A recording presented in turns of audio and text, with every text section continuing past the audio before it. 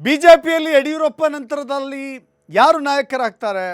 ಬಿಜೆಪಿಯಲ್ಲಿ ರಾಜ್ಯಾಧ್ಯಕ್ಷರಾಗಿ ವಿಜಯೇಂದ್ರ ಆಗಿದ್ದರೂ ಕೂಡ ವಿಜಯೇಂದ್ರ ಅವರನ್ನು ಇಡೀ ಪಕ್ಷದ ನಾಯಕರು, ಇಡೀ ಪಕ್ಷದ ಶಾಸಕರು, ಮುಖಂಡರು ಒಪ್ಕೊಂಡಿದ್ದಾರೆ ಅಂತ ಹೇಳಿದ್ರೆ ಸಂಪೂರ್ಣವಾಗಿ ಒಪ್ಕೊಂಡಿಲ್ಲ. ಹೀಗಾಗಿ ನಾಯಕತ್ವ ಬೇಕಿದೆ. ನಾಯಕನಿಲ್ಲದ ದೋಣಿಯಲ್ಲಿ ಬಿಜೆಪಿ ಸಾಗ್ತಾ ಇದೆ.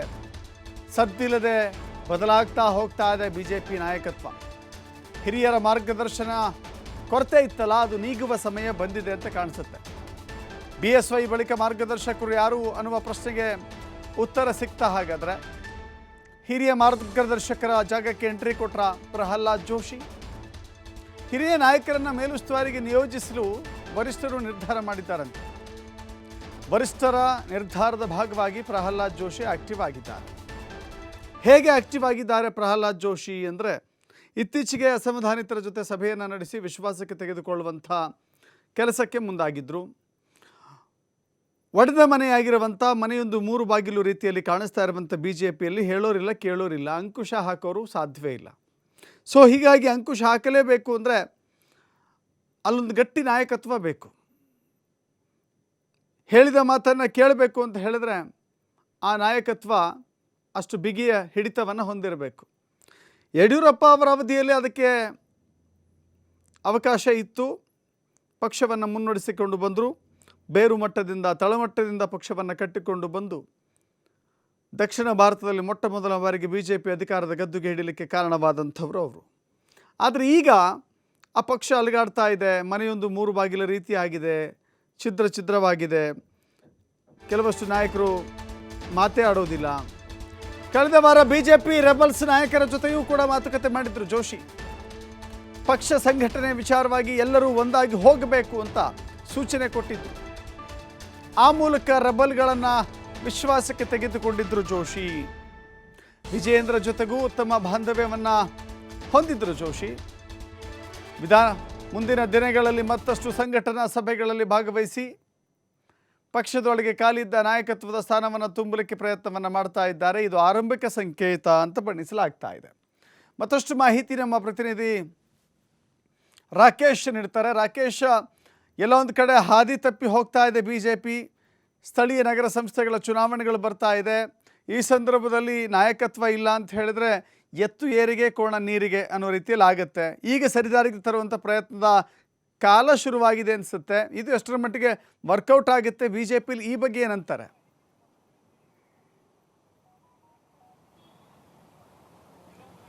ದಶರಥ್, BJPಯಲ್ಲಿ ಸದ್ಯದ ಪರಿಸ್ಥಿತಿಯಲ್ಲಿ ನಾಯಕತ್ವದ ವಿಚಾರವಾಗಿ ಎದ್ದಿದ್ದಂತಹ ಎಲ್ಲ ಪ್ರಶ್ನೆಗಳಿಗೆ ಉತ್ತರ ಸಿಗುವಂತಹ ಸಮಯ ಸನ್ನಿಹಿತ ಆಗಿದೆ ಅನ್ನುವಂಥ ನಿರೀಕ್ಷೆಯನ್ನು ಮಾಡಲಾಗ್ತಾ ಇದೆ. ಯುವ ನಾಯಕ ವಿಜೇಂದ್ರ ಅವರ ನಾಯಕತ್ವದಲ್ಲಿ ಪಕ್ಷವನ್ನು ಮುನ್ನಡೆಸುವಂತಹ ಯುವ ಪಡೆಯೇ ಇದ್ದರೂ ಕೂಡ ಅದಕ್ಕೆ ಸಮರ್ಥವಾದಂತಹ ಮಾರ್ಗದರ್ಶನ ನೀಡುವವರು ಇಲ್ಲದೇ ಇರೋದ್ರಿಂದಾಗಿ ಅಂತಹ ಎರಡನೇ ಸ್ತರದ ನಾಯಕರ ತಂಡ ಎಡವಿ ನಿಲ್ಲುತ್ತಾ ಇದೆ. ಇದಕ್ಕೆ ಸಾಕಷ್ಟು ಉದಾಹರಣೆಗಳನ್ನು ರಾಜ್ಯದಲ್ಲಿ ನಡೆದಂತಹ ಹಲವು ಪ್ರತಿಭಟನೆಗಳಲ್ಲಿ ಕಾಣಬಹುದು. ಮೂಡ ಹೋರಾಟವಾಗಿರಲಿ ಅಥವಾ ರಾಜ್ಯ ಸರ್ಕಾರದ ವಿರುದ್ಧ ನಡೆದಂತಹ ಬೆಲೆ ಏರಿಕೆ ಹೋರಾಟವಾಗಲಿ, ಮತ್ತು ಮೊನ್ನೆ ನಡೆದಂತಹ ಚಿನ್ನಸ್ವಾಮಿ ಸ್ಟೇಡಿಯಂನ ಬಳಿಯಲಾದಂಥ ಕಾಲ್ ತುಳಿತ ಮತ್ತು ಅದರ ವಿಚಾರವಾಗಿ ಪಕ್ಷ ತೆಗೆದುಕೊಂಡಂಥ ಹೋರಾಟದ ನಿಲುವುಗಳಿರಲಿ, ಈ ರೀತಿ ಸಾಲು ಪ್ರತಿಭಟನೆಯ ವಿಚಾರಗಳಿದ್ದರೂ ಕೂಡ ಅದನ್ನು ತಾರ್ಕಿಕ ಅಂತ್ಯಕ್ಕೆ ತೆಗೆದುಕೊಂಡು ಹೋಗುವ ವಿಚಾರದಲ್ಲಿ ಹಾಲಿ ಅಧ್ಯಕ್ಷರು ಮತ್ತು ಅವರ ತಂಡ ಎಡವಿದೆ ಅನ್ನೋದು ಪ್ರತಿ ಹಂತದಲ್ಲೂ ಕೂಡ ಕಾಣಿಸ್ಕೊಳ್ತಾ ಇದೆ. ಹೆಸರಿಗಷ್ಟೇ ಈ ಹೋರಾಟ ನಮ್ಮಿಂದ ಆಗಿದೆ, ಅದನ್ನು ಕ್ಲೈಮ್ ಮಾಡ್ತಿದ್ದೀವಿ ಅನ್ನೋಂಥ ಮಾತನ್ನು ಪಕ್ಷದ ನಾಯಕರುಗಳು ಹೇಳ್ಕೊಂಡ್ರೂ ಕೂಡ ಅದನ್ನು ಮೇಲ್ನೋಟಕ್ಕೆ ಸ್ಪಷ್ಟವಾಗಿ ತೋರಿಸುವಂಥ ಪ್ರಯತ್ನವನ್ನು ಮಾಡೋದಕ್ಕೆ ಎಲ್ಲೂ ಕೂಡ ಆಗ್ತಾ ಇಲ್ಲ. ಆಡಳಿತ ಪಕ್ಷದವರು ಕೂಡ ಇದಕ್ಕೆ ಸೊಪ್ಪು ಹಾಕೋದನ್ನು ಕಾಣ್ತಿಲ್ಲ. ಸೊ ಹೀಗಾಗಿ ಈ ಸಿಚುವೇಶನ್ ಇರುವಂಥ ಸನ್ನಿವೇಶದಲ್ಲಿ ಪಕ್ಷ ಇದೇ ರೀತಿ ಮುಂದೆ ಸಾಗಿದರೆ ಪಕ್ಷಕ್ಕೆ ನೆಲೆ ಇರೋದಿಲ್ಲ ಅನ್ನುವಂತಹ ವಿಚಾರವನ್ನು ದೆಹಲಿ ನಾಯಕರು ಈಗ ಕಂಡುಕೊಂಡಿದ್ದಾರೆ. ಅಮಿತ್ ಶಾ ಅವರು ರಾಜ್ಯಕ್ಕೆ ಬಂದು ಹೋದ ಬಳಿಕ ಈ ವಿಚಾರದಲ್ಲಿ ಒಂದು ಸ್ಪಷ್ಟತೆಯನ್ನು ಕಾಣಬೇಕು ಅನ್ನುವಂಥ ನಿಟ್ಟಿನಲ್ಲಿ ಮಾತುಕತೆಗಳು ಕೂಡ ನಡೆದಿವೆ. ಅದರ ಭಾಗವಾಗಿ ಯಡಿಯೂರಪ್ಪನವರ ನಂತರದಲ್ಲಿ, ಅಂದರೆ ಈ ಹಿಂದೆ ಯಡಿಯೂರಪ್ಪನವರ ಅಧಿಕಾರ ಅವಧಿಯಲ್ಲಿ ನಾಯಕತ್ವ ಇದ್ದ ಸಂದರ್ಭದಲ್ಲಿ ಯಡಿಯೂರಪ್ಪ ಗುಡುಗಿದರೆ ವಿಧಾನಸೌಧ ನಡುಗುತ್ತೆ ಅನ್ನುವಂಥ ಒಂದು ಘೋಷವಾಕ್ಯ ಏನಿತ್ತು, ಅಷ್ಟರ ಮಟ್ಟಿಗೆ ಪಕ್ಷ ಪ್ರಬುದ್ಧತೆಯಿಂದ ಮತ್ತೆ ತನ್ನ ವಿರೋಧ ಪಕ್ಷದ ಛಾತಿಯನ್ನು ತೋರಿಸ್ತಾ ಇತ್ತು. ಈಗ ಅವೆಲ್ಲವೂ ಕಳೆದು ಹೋಗಿರೋದ್ರಿಂದಾಗಿ ಅವರದ್ದೇ ಮಾದರಿಯಲ್ಲಿ, ಅಂದರೆ ಅಷ್ಟೇ ಪವರ್ಫುಲ್ ಆಗಿ ಪಕ್ಷವನ್ನು ಮತ್ತೊಮ್ಮೆ ಕಟ್ಟಬೇಕಾದಂಥ ಅನಿವಾರ್ಯತೆ ರಾಜ್ಯ ನಾಯಕರುಗಳಿಗಿದೆ. ಆದರೆ ಮಾರ್ಗದರ್ಶನದ ಕೊರತೆಯಿಂದ ಅದನ್ನು ಅವರು ಫುಲ್ಫಿಲ್ ಮಾಡಲಿಕ್ಕೆ ಸಾಧ್ಯ ಆಗ್ತಾಯಿಲ್ಲ. ಈ ನಿಟ್ಟಿನಲ್ಲಿ ದೆಹಲಿಯ ನಾಯಕರು ಇದಕ್ಕೆ ಸಮರ್ಥರಾಗುವಂಥ ವ್ಯಕ್ತಿ ಅನ್ನುವಂಥ ನಿಟ್ಟಿನಲ್ಲಿ ಕೇಂದ್ರ ಸಚಿವರಾಗಿರುವಂಥ ಪ್ರಹ್ಲಾದ್ ಜೋಶಿ ಅವರನ್ನು ರಾಜ್ಯದ ಈ ಮಾರ್ಗದರ್ಶನದ ಜವಾಬ್ದಾರಿಗೆ ನಿಯೋಜನೆ ಮಾಡಿದ್ದಂತೆ ಕಾಣ್ತಾ ಇದೆ. ಯಾಕಂದರೆ ಇಲ್ಲಿಯವರೆಗೂ ಸೈಲೆಂಟ್ ಆಗಿದ್ದಂಥ ಜೋಶಿ ಅವರು ಕೂಡ ಇತ್ತೀಚಿನ ಕಳೆದ 2-3 ವಾರಗಳಿಂದ ಸಕ್ರಿಯವಾಗಿ ತಮ್ಮನ್ನು ತಾವು ರಾಜ್ಯದ ಬೆಳವಣಿಗೆ ವಿಚಾರಗಳಲ್ಲಿ ತೊಡಗಿಸಿಕೊಳ್ತಿದ್ದಾರೆ. ಪಕ್ಷದೊಳಗಿನ ಅಸಮಾಧಾನದ ವಿಚಾರದಲ್ಲೂ ಕೂಡ ತಾವು ಸಕ್ರಿಯರಾಗಿ ಮಾತುಕತೆಯನ್ನು ಮಾಡ್ತಿದ್ದಾರೆ. ಆ ತಂಡವನ್ನು ಕೂಡ ವಿಶ್ವಾಸಕ್ಕೆ ಪಡೆದುಕೊಳ್ಳುವ ಪಕ್ಷ ಸಂಘಟನಾತ್ಮಕ ವಿಚಾರಗಳಲ್ಲಿ ತಮ್ಮನ್ನು ತಾವು ತೊಡಗಿಸಿಕೊಂಡು ಎಲ್ಲ ರೀತಿಯಲ್ಲೂ ಕೂಡ ಪಕ್ಷದ ಬಲವೃದ್ಧಿಗೆ ಅಗತ್ಯವಾಗಿರುವಂಥ ಪ್ರಯತ್ನವನ್ನು ಮಾಡೋದಕ್ಕೆ ಅವರು ಮುಂದೆ ಹೋಗ್ತಿದ್ದಾರೆ. ಈ ಹಿನ್ನೆಲೆಯಲ್ಲಿ ಪಕ್ಷದ ಕಚೇರಿಗೆ ಬರೋದಕ್ಕೆ ಹಿಂದೇಟನ್ನು ಹಾಕ್ತಿದ್ದಂತಹ ರೆಬೆಲ್ ಟೀಮ್ನ ಪ್ರಮುಖ ನಾಯಕರುಗಳಲ್ಲಿ ಕೆಲವರು ಪಕ್ಷದ ಕಚೇರಿಯಲ್ಲಿ ಕೂತು ಮಾತುಕತೆಯನ್ನು ಮಾಡ್ತಿದ್ದಾರೆ. ವಿಜೇಂದ್ರ ಅವರು ಕೂಡ ಇತ್ತೀಚೆಗೆ ಈ ಎಲ್ಲ ವಿಚಾರಗಳನ್ನು ಬದಿಗೊತ್ತಿ ಒಗ್ಗಟ್ಟಿನಿಂದ ಮುನ್ನಡೆಯುವಂಥ ಮಂತ್ರವನ್ನು ಕೂಡ ಪಠಿಸ್ತಾ ಇದ್ದಾರೆ. ಹೀಗೆ ಬದಲಾದ ಸನ್ನಿವೇಶಕ್ಕೆ ತಕ್ಕಂತೆ ಪಕ್ಷವನ್ನು ಇಲ್ಲಿವರೆಗೂ ರಾಜ್ಯ ನಾಯಕರೇ ಮುನ್ನಡೆಸಲಿ ಅನ್ನುವಂಥ ಆಸ್ತಿಯನ್ನು ವಹಿಸಿ ಕೇಂದ್ರ ನಾಯಕರು ಅವಕಾಶವನ್ನು ಮಾಡಿಕೊಟ್ಟಿದ್ರು. ಆದರೆ ಸಿಕ್ಕ 10 ಹಲವು ಅವಕಾಶಗಳಿದ್ದರೂ ಕೂಡ ಅದನ್ನು ಸಮರ್ಥವಾಗಿ ಬಳಸಿಕೊಳ್ಳುವುದರಲ್ಲಿ ಪಕ್ಷ ಎಡುತ್ತಿದೆ ಅನ್ನೋದನ್ನು ಭಾವಿಸಿರೋದ್ರಿಂದಾಗಿ ದೆಹಲಿ ನಾಯಕರು ಅಲ್ಲಿಂದಲೇ ತಮ್ಮ ಮಾರ್ಗದರ್ಶನವನ್ನು ಅಥವಾ ತಮ್ಮ ಹಿಡಿತದಲ್ಲಿ ಪಕ್ಷವನ್ನು ಇಟ್ಟುಕೊಳ್ಳುವ ಮುಖಾಂತರ ತಮ್ಮ ಕಡೆಯ ನಾಯಕರೊಬ್ಬರನ್ನು ರಾಜ್ಯಕ್ಕೆ ಉಸ್ತುವಾರಿಯನ್ನಾಗಿ ನೇಮಿಸಿಕೊಳ್ಳುವ ಮುಖಾಂತರ ಅದನ್ನು ಹ್ಯಾಂಡ್ಲ್ ಮಾಡೋ ಪ್ರಯತ್ನವನ್ನು ಮಾಡ್ತಿದ್ದಾರೆ. ಅದರ ಭಾಗವಾಗಿ ಪ್ರಹ್ಲಾದ್ ಜೋಶಿ ಅವರು ರಾಜ್ಯದಲ್ಲಿ ಸಂಘಟನಾತ್ಮಕ ವಿಚಾರವಾಗಲಿ ಪಕ್ಷದ ನಿರ್ಧರಿತ ವಿಚಾರಗಳಲ್ಲಿ ಪ್ರಮುಖ ಪಾತ್ರವನ್ನು ವಹಿಸುವಂತೆ ಕಾಣ್ತಾ ಇದೆ. ಸೊ ಇದು ಮುಂದಿನ ದಿನಗಳಲ್ಲಿ ಒಂದು ವೇಳೆ ಪಕ್ಷಕ್ಕೆ ಮುಂದಿನ ನಾಯಕರು ಯಾರು ಅನ್ನುವಂಥ ಸನ್ನಿವೇಶ ಎದುರಾದಾಗ ಯುವ ನಾಯಕತ್ವದ ಜೊತೆಗೆ ಹಿರಿತನದ ಆಧಾರದಲ್ಲೂ ಸ್ಪರ್ಧೆ ಏನಾದರೂ ಎದುರಾದಾಗ ಅವರನ್ನು ಮುನ್ನೆಲೆಗೆ ತರುವಂಥ ಸೂಚನೆಗಳು ಕೂಡ ಇದರಲ್ಲಿ ಇದೆ ಅನ್ನುವಂಥ ಮಾತು ಪಕ್ಷ ವಲಯದಲ್ಲಿ ಕೇಳಿಬರ್ತಾ ಇದೆ. ಹೀಗೆ ಹಿರಿತನದ ಅನುಭವ ಮತ್ತು ಯುವತನದ ನಾಯಕತ್ವವನ್ನು ಒಗ್ಗೂಡಿಸಿಕೊಂಡು ಪಕ್ಷವನ್ನು ಕಟ್ಟುವ ಪ್ರಯತ್ನವನ್ನು ಬಿಜೆಪಿ ಮಾಡ್ತಿದೆ. ಅದರ ಭಾಗವಾಗಿ ಪ್ರಹ್ಲಾದ್ ಜೋಶಿ ಅವರಿಗೆ ಈ ಹೆಚ್ಚುವರಿ ಜವಾಬ್ದಾರಿಯು ಕೂಡ ಸಿಕ್ಕಿದೆ ಅನ್ನುವಂಥದ್ದು ಕೇಳಿಬರ್ತಾ ಇದೆ. ಮುಂದಿನ ದಿನಗಳಲ್ಲಿ ಇದು ಅಧಿಕೃತವಾಗಿ ದೃಢವಾಗಬಹುದು. ದಶರಥ್, ಥ್ಯಾಂಕ್ ಯು ರಾಕೇಶ್, ನಿಮ್ಮೆಲ್ಲ ಮಾಹಿತಿಗೆ. ರಾಷ್ಟ್ರಪತಿಗಳ ಭೇಟಿಗೆ ಮುಂದಾಗ್ತಾ ಇದ್ದಾರೆ ಸಿಎಂ ಸಿದ್ದರಾಮಯ್ಯ. ರಾಜ್ಯದ ವಿಧೇಯಕಗಳ ಬಗ್ಗೆಯೂ ಕೂಡ ಚರ್ಚೆ ಮಾಡಲಿಕ್ಕೆ, ಯಾಕಂತ ಹೇಳಿದ್ರೆ ರಾಜ್ಯದಲ್ಲಿ ವಿಧಾನಸಭೆ ಮತ್ತು ವಿಧಾನ ಪರಿಷತ್ತಿನಲ್ಲಿ ಅಂಗೀಕಾರಗೊಂಡ ನಂತರದಲ್ಲಿ ರಾಜ್ಯಪಾಲರ ಅನುಮೋದನೆಗೆ ಹೋಗಿದ್ದಂಥ ವಿಧೇಯಕಗಳು ಹಾಗೇ ಪೆಂಡಿಂಗ್ ಇಟ್ಕೊಂಡಿದ್ದಾರೆ ನಮ್ಮ ರಾಜ್ಯದ ರಾಜ್ಯಪಾಲ ಥಾವರ್ ಚಂದ್ ಗೆಹ್ಲೋಟ್. ಹೀಗಾಗಿ ರಾಜ್ಯದ ವಿಧೇಯಕಗಳು ಪೆಂಡಿಂಗ್ ಇದ್ದಾವೆ, ಯಾಕೆ ಅಂಗೀಕರಿಸ್ತಾ ಇಲ್ಲ? ಈ ವಿಚಾರವಾಗಿ ರಾಷ್ಟ್ರಪತಿಗಳಿಗೆ ವಿವರಿಸಿ ಅಂಗೀಕಾರ ಪಡೆಯುವಂಥ ಪ್ರಯತ್ನ ಆಗುತ್ತೆ. ಕೆಲವೇ ಕ್ಷಣಗಳಲ್ಲಿ ದೆಹಲಿಗೆ ಸಿಎಂ ಸಿದ್ದರಾಮಯ್ಯ ತೆರಳುತ್ತಾರೆ. ನಾಳೆ ರಾಷ್ಟ್ರಪತಿಗಳನ್ನು ಭೇಟಿ ಮಾಡಿ ಕೆಲವು ವಿಧೇಯಕಗಳ ಬಗ್ಗೆ ಪೂರ್ವಾಗ್ರಹ ಭಾವನೆ ಏನಿದೆ ಅದನ್ನು ಸರಿಪಡಿಸುವ ಕೆಲಸ ಆಗುತ್ತೆ. ಸರಿತಪ್ಪುಗಳ ಬಗ್ಗೆ ಸ್ಪಷ್ಟೀಕರಣ ಕೊಡುವ ಕೆಲಸ ಆಗುತ್ತೆ. ಸೊ ಹೀಗಾಗಿ ಮುಖ್ಯಮಂತ್ರಿಗಳ ದೆಹಲಿಯ ಪ್ರವಾಸ ಮಹತ್ವ ಪಡೆದುಕೊಂಡಿದೆ. ರಾಜಭವನ ಮತ್ತು ವಿಧಾನಸೌಧದ ನಡುವೆ ಇರುವಂಥ ಈ ವ್ಯತ್ಯಾಸವನ್ನು ಸರಿಪಡಿಸಲಿಕ್ಕೆ ಮುಖ್ಯಮಂತ್ರಿಗಳು ಇದೊಂದು ಮಾರ್ಗವನ್ನು ಆಯ್ಕೆ ಮಾಡಿಕೊಂಡಿದ್ದಾರೆ. ರಾಷ್ಟ್ರಪತಿಗಳಿಂದ ಎಲ್ಲ ವಿಧೇಯಕಗಳಿಗೂ ಅಂಕಿತ ಪಡೆದುಕೊಂಡೇ ವಾಪಸ್ ಬರ್ತಾರಾ, ಅಥವಾ ರಾಷ್ಟ್ರಪತಿಗಳ ನಿರ್ದೇಶನದ ಮೇರೆಗೆ ಥಾವರ್ ಚಂದ್ ಗೆಹ್ಲೋಟ್ಗೆ ಒಂದು ಸೂಚನೆಯನ್ನು ಬಯಸ್ತಾರಾ ನೋಡಬೇಕಾಗಿದೆ. ಮತ್ತಷ್ಟು ಮಾಹಿತಿ ನಮ್ಮ ಪ್ರತಿನಿಧಿ ಶಿವಕುಮಾರ್ ನೀಡ್ತಾರೆ, ನೇರ ಸಂಪರ್ಕದಲ್ಲಿ ಜಾಯ್ನ್ ಆಗ್ತಾ ಇದ್ದಾರೆ. ಶಿವಕುಮಾರ್, ವಿಧಾನಸೌಧ ಮತ್ತು ರಾಜಭವನದ ನಡುವಿರುವಂಥ ಆ ಅಂತರದ ಕಾರಣಕ್ಕಾಗಿಯೇ ವಿಧೇಯಕಗಳು ಹಾಗೆ ಬಾಕಿ ಉಳಿದುಕೊಂಡಿದ್ದಾವೆ.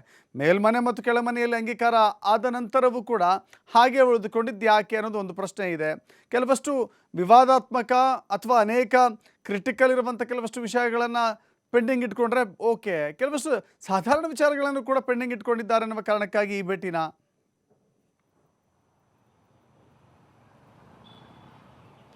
ದಶರಥ್, ಇವತ್ತು ಸಂಜೆ ಮುಖ್ಯಮಂತ್ರಿಗಳು ದೆಹಲಿಗೆ ತೆರಳ್ತಾ ಇದ್ದಾರೆ ಹೈದರಾಬಾದ್ ಮೂಲಕ. ನಾಳೆ ನಾಡಿದ್ದು 2 ದಿನಗಳ ಕಾಲ ಅವರು ದೆಹಲಿಯಲ್ಲೇ ವಾಸ್ತವ್ಯವನ್ನು ಹೂಡ್ತಾ ಇದ್ದಾರೆ, ಕರ್ನಾಟಕ ಭವನದಲ್ಲಿ ಇರ್ತಾ ಇದ್ದಾರೆ. ಹಾಗೆ ನಾಳೆ ರಾಷ್ಟ್ರಪತಿಗಳನ್ನು ಭೇಟಿ ಮಾಡೋದಕ್ಕೆ ಈಗಾಗಲೇ ಸಮಯ ನಿಗದಿ ಆಗಿದೆ ಅನ್ನುವಂಥ ಮಾಹಿತಿಗಳಿದೆ. ಅದರ ಜೊತೆಗೆ ಕೇಂದ್ರ ಹಣಕಾಸು ಸಚಿವೆ ನಿರ್ಮಲಾ ಸೀತಾರಾಮನ್ ಅವರ ಭೇಟಿ, ಹಾಗೆ ಕೇಂದ್ರ ಜಲಶಕ್ತಿ ಸಚಿವರ ಭೇಟಿ, ಹಾಗೆ ಹೆದ್ದಾರಿ ಸಚಿವರ ಭೇಟಿಗೂ ಕೂಡ ಈಗಾಗಲೇ ಸಮಯ ನಿಗದಿಯಾಗಿದೆ ಅನ್ನುವಂಥ ಮಾಹಿತಿಗಳು ಬರ್ತಾ ಇದೆ. ಈ ರಾಷ್ಟ್ರಪತಿಗಳ ಜೊತೆ ಭೇಟಿ ಮಾಡ್ತಾ ಇರುವಂಥದ್ದು ಒಂದು ನಿಯೋಗದ ಜೊತೆ, ಸಚಿವರ ನಿಯೋಗದ ಜೊತೆನೇ ರಾಷ್ಟ್ರಪತಿಗಳ ಭೇಟಿಗೆ ಹೋಗ್ತಾ ಇದ್ದಾರೆ. ಕೆಲವು ವಿಧೇಯಕಗಳು ಹಾಗೆ ಪೆಂಡಿಂಗ್ ಉಳಿದಿದೆ. ಯಾಕೆಂದರೆ 2022ರಿಂದಲೂ ಕೂಡ ಕೆಲವು ವಿಧೇಯಕಗಳು ಹಾಗೆ ಉಳ್ಕೊಂಡಿದೆ. 23ರ ನಂತರ ಇವರು ಬಂದ ನಂತರದಲ್ಲೂ ಕೂಡ ಕೆಲವು ವಿಧೇಯಕಗಳು ಹಾಗೇ ಇದೆ. ರಾಜ್ಯಪಾಲರು ನಮ್ಮ ವ್ಯಾಪ್ತಿಗೆ ಬರೋದಿಲ್ಲ ಅನ್ನುವಂಥ ಕಾರಣವನ್ನು ಕೊಟ್ಟು ಅದನ್ನು ರಾಷ್ಟ್ರಪತಿಗಳಿಗೆ ಶಿಫಾರಸನ್ನು ಮಾಡಿದ್ರು. ಆ ವಿಧೇಯಕಗಳಿಗೆ ಒಪ್ಪಿಗೆಯನ್ನು ಪಡ್ಕೊಳ್ಬೇಕು. ಆ ವಿಧೇಯಕದ ಮೇಲೆ ಯಾವ ರೀತಿಯಾದಂಥ ಒಂದು ಅಪವಾದಗಳು ಮತ್ತು ಬೇರೆ ರೀತಿಯಾದಂಥ ಒಂದು ತಿಳುವಳಿಕೆ ಇದೆ, ಇದನ್ನು ಮರೆಮಾಚಿ ಇದನ್ನೆಲ್ಲವನ್ನು ಕೂಡ ಅವ್ರಿಗೆ ವಿವರಣೆಯನ್ನು ಕೊಟ್ಟು ಇದು ಈ ರೀತಿಯಾಗಿದೆ, ಇದರಿಂದ ಯಾವುದೇ ಸಮಸ್ಯೆ ಆಗೋದಿಲ್ಲ, ಈ ವಿಧೇಯಕ ಇದಕ್ಕೆ ಅನುಕೂಲ ಆಗತ್ತೆ, ಇಂತಹ ಒಂದು ವಿವರಣೆಯನ್ನು ರಾಷ್ಟ್ರಪತಿಗಳಿಗೆ ಕೊಡುವ ಮೂಲಕ ಅವರಿಂದ ಅದಕ್ಕೆ ಗ್ರೀನ್ ಸಿಗ್ನಲನ್ನು ಅಂಕಿತವನ್ನು ಹಾಕಿಸಿಕೊಳ್ಳುವಂಥ ಒಂದು ಪ್ರಯತ್ನವನ್ನು ಮುಖ್ಯಮಂತ್ರಿಗಳು ಮಾಡಲಿದ್ದಾರೆ. ಯಾಕೆಂದರೆ ಸುಮಾರು ವಿಧೇಯಕಗಳು ಹಾಗೆ ಪೆಂಡಿಂಗ್ ಉಳಿದಿದೆ.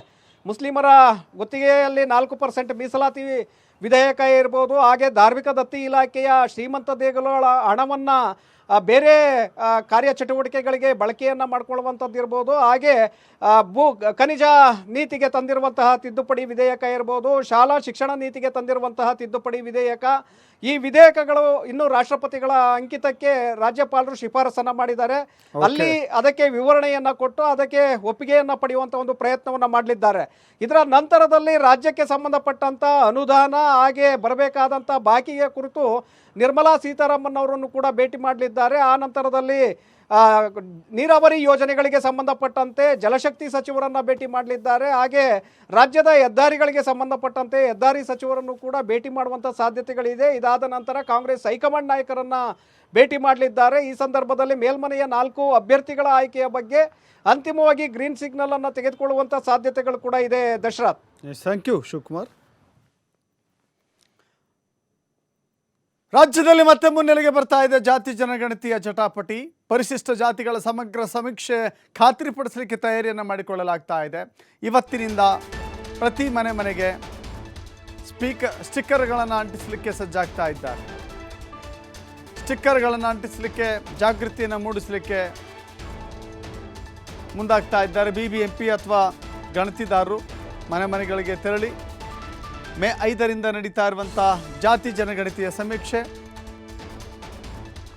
ಸಮೀಕ್ಷಾ ಅವಧಿ ಜೂನ್ 3ರವರೆಗೆ ವಿಸ್ತರಿಸಿದೆ ಸರ್ಕಾರ. ಈಗಾಗಲೇ ನಾಗಮೋಹನ್ ದಾಸ್ ಆಯೋಗದ ಸೂಚನೆಯಂತೆ ಸಮೀಕ್ಷೆ ನಡೀತಾ ಇದೆ.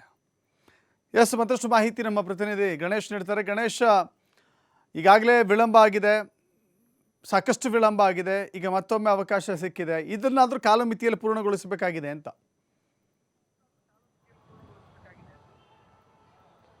ಖಂಡಿತವಾಗಲೂ ದಶರಥ್, ನಾಳೆಯಿಂದ ಪರಿಶಿಷ್ಟ ಜಾತಿ ಮತ್ತು ಪರಿಶಿಷ್ಟ ಪಂಗಡಗಳ ಏನು ಜನಗಣತಿ ಅಥವಾ ಗಣತಿಯನ್ನು BBMP ಮಾಡ್ತಾ ಇರುವಂಥದ್ದು. ಈಗಾಗಲೇ ಎಲ್ಲರಿಗೂ ಕೂಡ ಮಾಹಿತಿಗಳನ್ನು ಕೂಡ ನೀಡಲಾಗ್ತಾ ಇದೆ. ಮನೆಗೆ ಹೋಗಿ ಸ್ಟಿಕ್ಕರನ್ನು ಅಂಟಿಸುವಂಥ ಕಾರ್ಯವನ್ನು BBMPಯ ತಂಡ ಹಾಗೂ ಗಣತಿದಾರರು ಹೋಗಿ ಮಾಡ್ತಾರೆ. ಮುಖ್ಯವಾಗಿ ನಾಗಮೋಹನ್ ದಾಸ್ ಆಯೋಗ ಏನಿದೆ ಅದು ನೀಡಿರುವಂತಹ ವರದಿಯಲ್ಲಿ ಪರಿಶಿಷ್ಟ ಜಾತಿ ಮತ್ತು ಪರಿಶಿಷ್ಟ ಜಾತಿಯ ಸಮಗ್ರವಾದಂಥ ಸಮೀಕ್ಷೆ ಆಗಬೇಕು, ಅಂತಂದರೆ ವೈಜ್ಞಾನಿಕವಾಗಿ ಗಣತಿ ಆಗಬೇಕು, ದಾಖಲೆಗಳು ಇರಬೇಕು, ವೈಜ್ಞಾನಿಕವಾಗಿ ಸಮೀಕ್ಷೆ ಆಗಬೇಕು ಅನ್ನುವಂತಹ ಸೂಚನೆ ಹಿನ್ನೆಲೆಯಲ್ಲಿ ಇವತ್ತು ಅಂದರೆ ನಾಳೆಯಿಂದ ಇವತ್ತಿನಿಂದನೇ ಈ ಒಂದು ಸಮೀಕ್ಷೆ ಆರಂಭ ಆಗಿರುವಂಥದ್ದು. ಈಗಾಗಲೇ ಪ್ರತಿ ವಾರ್ಡ್ಗಳಲ್ಲೂ 225 ವಾರ್ಡ್ಗಳೇನು BBMP ವ್ಯಾಪ್ತಿ ಬರ್ತದೆ, 8 ವಲಯಗಳು ಬರ್ತವೆ.